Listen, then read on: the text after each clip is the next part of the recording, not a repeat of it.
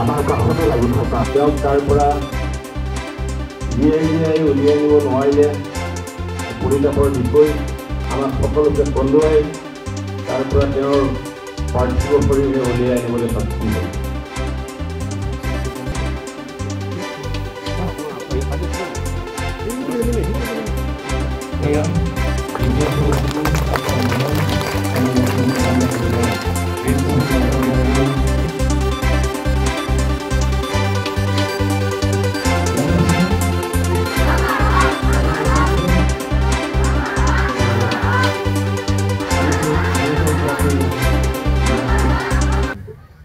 আজিৰ এই বিশেষ দিনটোতে আমি এজন সুন্দৰ সুদক্ষ যুৱক যিজনে ভাৰতীয় নৌসেনাত কৰ্মৰত হৈ আছিলে INS সিন্ধুৰীক্ষক নামৰ যিখন পাণ্ডুবী ছাবমেৰিন তাত তেওঁ কৰ্মৰত হৈ আছিলে আৰু 13 তাৰিখৰ দিনাখন এখন দুৰ্ঘটনাত পতিত হয় কাৰিকৰী বিজুতিৰ কাৰণে হওক বা যি নহওক।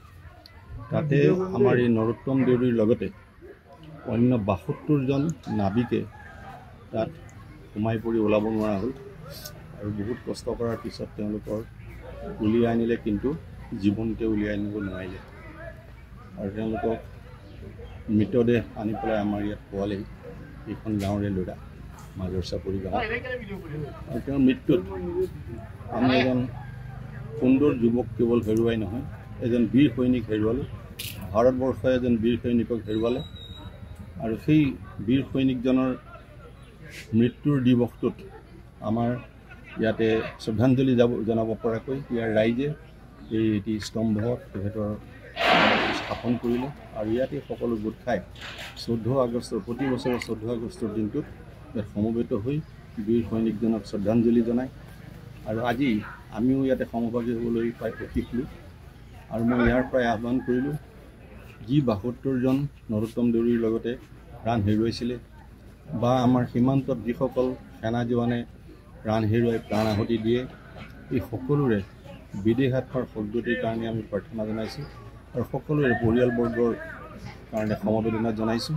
আশা কৰোঁ ভগৱানে তেওঁলোকক শক্তি দিব যে এই শ্বহীদসকলৰ তেওঁলোকৰ মাজৰ পৰা গুচি যোৱাৰ যি দুখ, সেই দুখ সহ্য কৰিবৰ কাৰণে তেওঁলোকক শক্তি দিব আৰু মোৰ ফালৰ পৰা মই বিশেষভাৱে শ্ৰদ্ধাঞ্জলি জনাইছোঁ।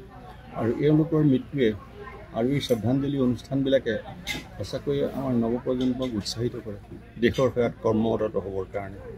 আৰু আমাৰ ভাৰতবৰ্ষত আটাইতকৈ বেছি জোৱান যুৱকৰ সংখ্যা যুৱক যুৱতীৰ সংখ্যা সকলো বেছি, গতিকে এইসকল এই মহান শক্তিটোৰ চালিত শক্তিটোৰ লগত আমাৰ সেনাবাহিনী জড়িত হৈ আছে। সেনাবাহিনী 3টা উইং, আমাৰ নেভি, আৰ্মি আৰু এয়াৰফ'ৰ্চ, ইয়াত তেওঁলোকে আগবাঢ়ি গৈ জইন কৰিবৰ কাৰণে অনুপ্ৰেৰণা যোগায়। মই সকলোকে আহ্বান কৰোঁ এই শ্বহীদজনৰ স্মৃতি সদায় ৰক্ষা কৰি থাকে প্ৰতি বছৰে আৰু ইয়াতে অনুপ্ৰাণিত হৈ দেশ সেৱাৰ কাৰণে নিজক আগবঢ়াই দিবৰ কাৰণে ভগৱানে তেওঁলোকক শক্তি দিব। বিশেষকৈ মই তেওঁৰ প্ৰতি শ্ৰদ্ধাঞ্জলি জনাইছোঁ।